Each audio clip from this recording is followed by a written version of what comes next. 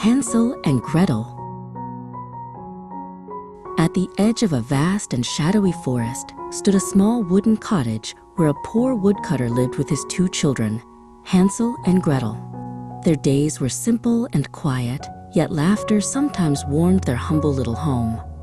But a terrible famine had spread across the land, and every cupboard in the cottage slowly became empty day by day. Night after night, the children fell asleep, wondering whether there would still be bread waiting in the morning. One cold evening, the woodcutter sat heavily at the table and sighed as he stared at the empty cupboard. "We have nothing left," he whispered sadly. "Soon, we will all starve."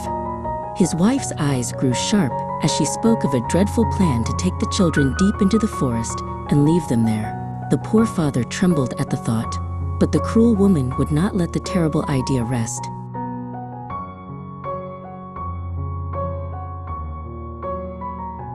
Though the house had grown quiet, Hansel and Gretel were still awake in the dark.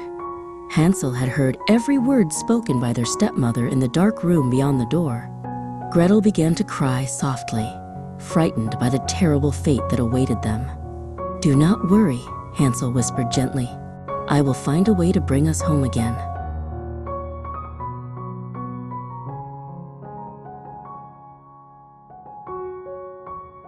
When the house was finally silent, Hansel crept quietly outside beneath the silver moonlight. Near the house, a small stream flowed quietly, and along its banks, many white pebbles shone softly in the moonlight. Hansel picked up the bright pebbles one by one and filled his pockets as a clever plan formed in his mind. When he had gathered enough, he quietly slipped back into the house and lay down again beside Gretel. The next morning, their stepmother woke them early and handed each child a small piece of bread. Together they walked deeper and deeper into the forest where tall trees blocked the sunlight. As they walked, Hansel secretly dropped the white pebbles along the path behind them. No one noticed the quiet trail shining softly on the forest floor.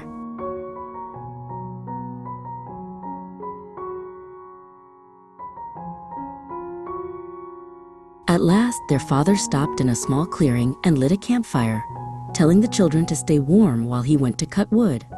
Hansel and Gretel sat close together beside the fire, listening to the faint echo of an axe somewhere in the distance. But the sound came not from their father, only from a branch swaying slowly in the wind. Soon they realized they had been left alone in the deep forest.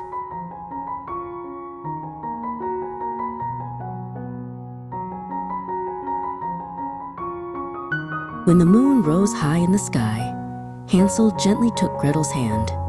The white pebbles sparkled along the dark path like a trail of silver lights.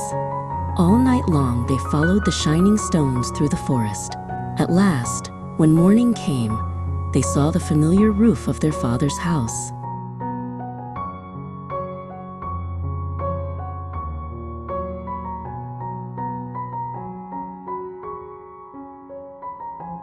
For a short while, the family was reunited, and the children were glad to be home. Yet the famine grew harsher than before, and food became even scarcer.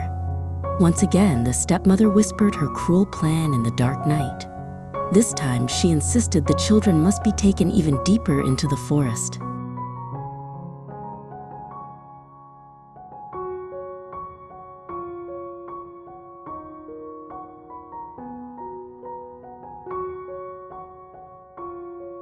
Hansel tried to gather pebbles again, but the door had been locked that night, so he quietly broke his piece of bread into tiny crumbs instead. As they walked through the forest, he dropped the crumbs along the path. He hoped they would guide them safely home once more.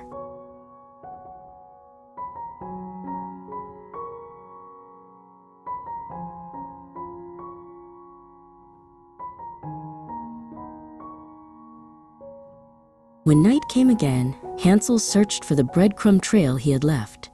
But the forest floor was bare and empty beneath the moonlight. Little birds had eaten every crumb that might have shown the way. Now the children were truly lost in the endless forest.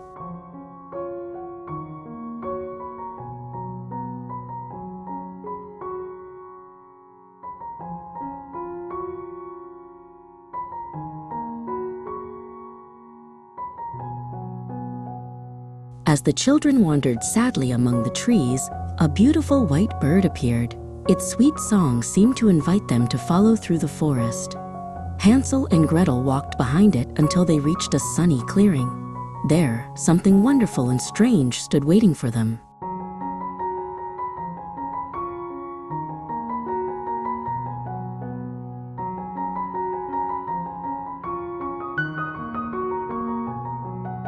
In the clearing stood a small house made entirely of cakes, sugar, and sweet bread.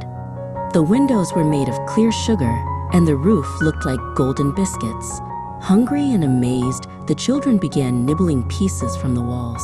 Just then, a strange voice called out from inside the house.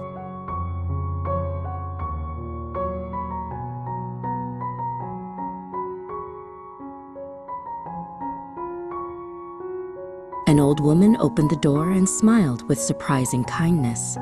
She invited the hungry children inside and gave them warm beds and sweet food. But her kindness was only a disguise, for she was a wicked witch. Soon she locked Hansel in a cage and forced Gretel to serve her.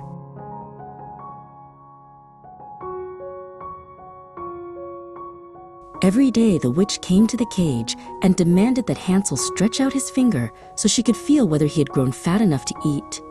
But clever Hansel always held out a thin chicken bone, and the witch, whose eyes were dim, grumbled that the boy was still far too skinny. At last, the impatient witch decided she would cook him anyway and ordered Gretel to heat the great oven.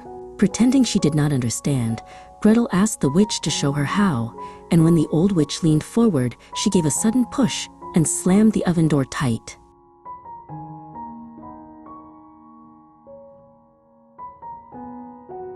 Hansel was freed from the cage, and the children embraced with relief and joy. Inside the witch's house, they discovered chests filled with jewels and gold. The children filled their pockets with sparkling treasures. Then they hurried away from the dreadful house deep in the forest.